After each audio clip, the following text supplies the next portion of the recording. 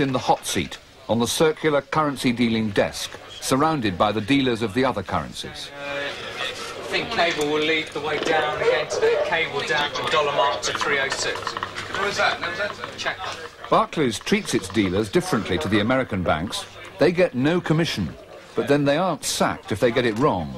Just a gentle push sideways. Sorry?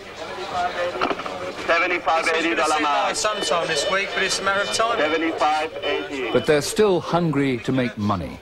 Working with tiny margins on hundreds of millions, these 8 young men squeeze every penny they can out of the market.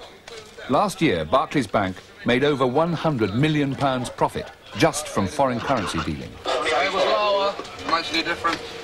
Let's say 25. At the start of the day, all the banks in the world are party to the same information. It's a question of whether you make the best use of the information during the day. Doesn't look like there's much of a trend at the moment, so as I say, we'll just play the market on people's positions, really, and take a bit of profit out of it. That still means bashing the pound this morning. So with London still mostly asleep, he calls Barclays Hong Kong on his computerised dealing screen. What's cooking, he asks. And he then tells them that he wants to sell some sterling. And the amount?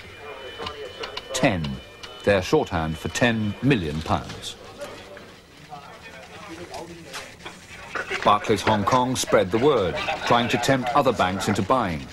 It's early afternoon, and William, flush from his morning success, is a likely candidate. He decides to call Barclays London direct to find out their latest price.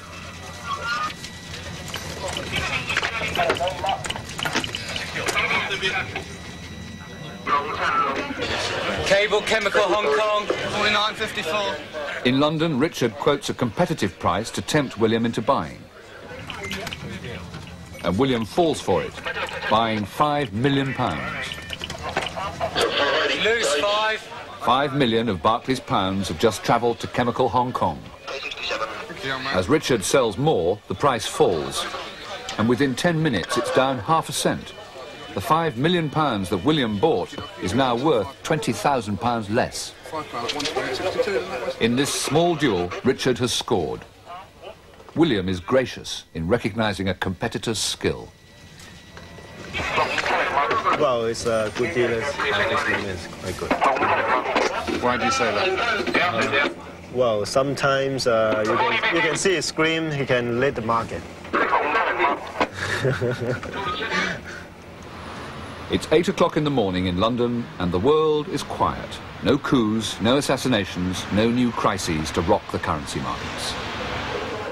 Now Richard's boss, Chris Pavlou, has arrived. I fancy a big one sandwich, don't you? Go on, man. You a big one sandwich? I have a decent cup of coffee. Eh? I have a decent cup of coffee. Are you on the organiser then? Chris Pavlou used to be one of the world's biggest sterling dealers, but now, pushing 40, he knows he's too old for the game that he loves.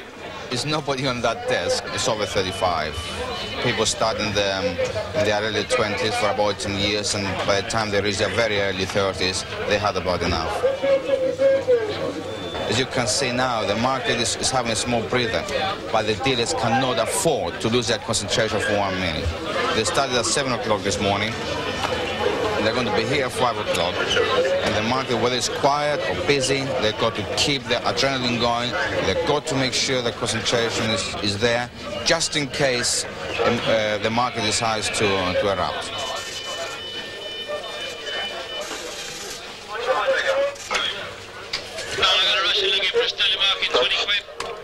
Now, with Richard's opening gambit over, an even bigger player is entering the market, trying to buy £20 million with its Deutschmarks. Perhaps it needs these millions to buy a lot of British goods, but more likely the Russian, otherwise known as Boris, in reality the Bank of Foreign Trade Moscow, is speculating that the pound will rise.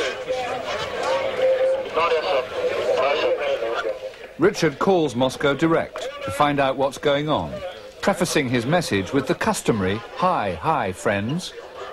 They could easily be bluffing him. They could be buying a little to push the price up before selling a lot. This might be the right time. John, I think the Russians buying sterling marks elsewhere now. But Richard guesses that they must be buying from other banks too, in a big operation, as the pound begins to rise. Thanks. Hear that? Richard thinks Boris is buying sterling marks elsewhere. So he decides to risk jumping on their bandwagon, using the other traders to ring out and get prices so they can hit the market with tens of millions as quickly as possible. 50-55. We're going to go and buy a bit of sterling.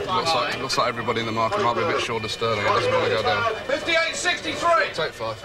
His first £5 million, and with each wave, he buys another £5 million. Quickly, it's going to go up in a second. 58-68.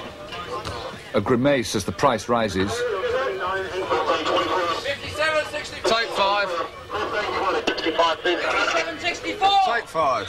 What positions am I running with people? 58-63. Take 5. 58-65. Take 5. That'll do. That'll do. He's bought £35 million.